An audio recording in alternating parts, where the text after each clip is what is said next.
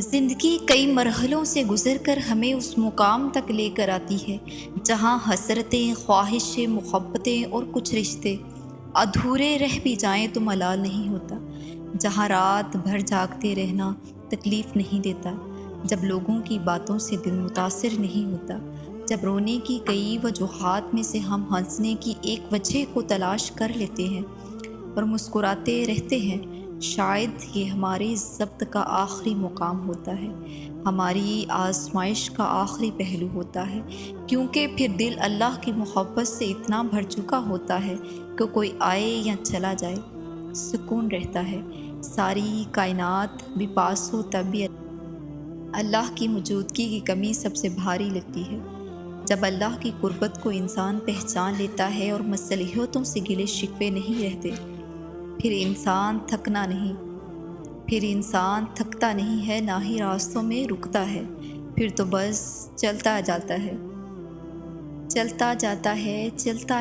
ہے، اتنا چلتا ہے کہ اللہ تک پہنچ جاتا ہے، اور میرے خیال سے اس تک پہنچ جانا ہی بس منزل کی پہلی اور آخری حقیقت ہے۔ کبھی کبھار ہم توکل کے سوا کچھ بھی نہیں کر سکتے، ہاں تب بہت خوف آتا ہے جب توکل کرنے کے علاوہ کوئی بھی راستہ ہمارے پاس نہیں بچتا، پھر وسوسے ستاتے ہیں، پھر بند راہیں ہماری سانسیں اپنے ہاتھ میں لیے کھڑی ہوتی ہیں، بس یوں لگتا ہے جیسے ابھی سب ختم ہو جائے گا اور سانس یہی رک جائے گی۔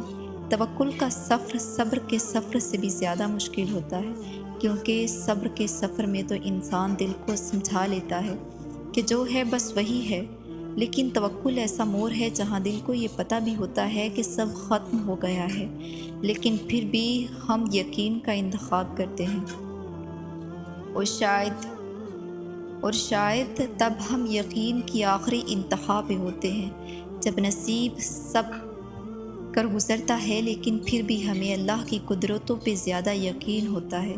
شاید ہمارا وہ انتخاب ہی ہے، ہمیں اس تک لے جاتا ہے جس تک جانے کے سارے راستے ختم ہو چکے ہوتے ہیں۔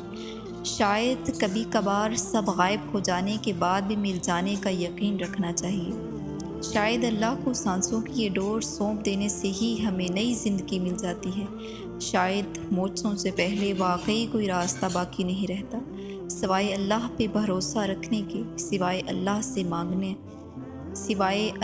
مانگتے رہنے کے۔ اور جب اس کی محبت تمہیں پورا کرے گی تو تمہارا درد ٹھنڈا پڑ جائے گا۔ رات کے آخری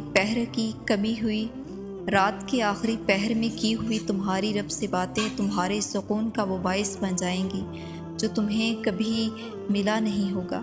وہ تمہیں صبر عطا کر کے تمہاری بے بسی کو ایسے دور کر دے گا کہ تمہارے دل میں حقیقی اڑان پیدا ہونے لگے گی۔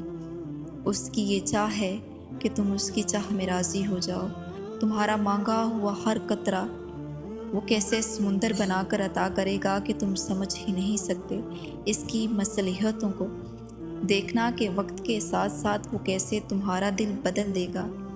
ہاں تم لا علم ہو اس کی اس قدر محبت سے۔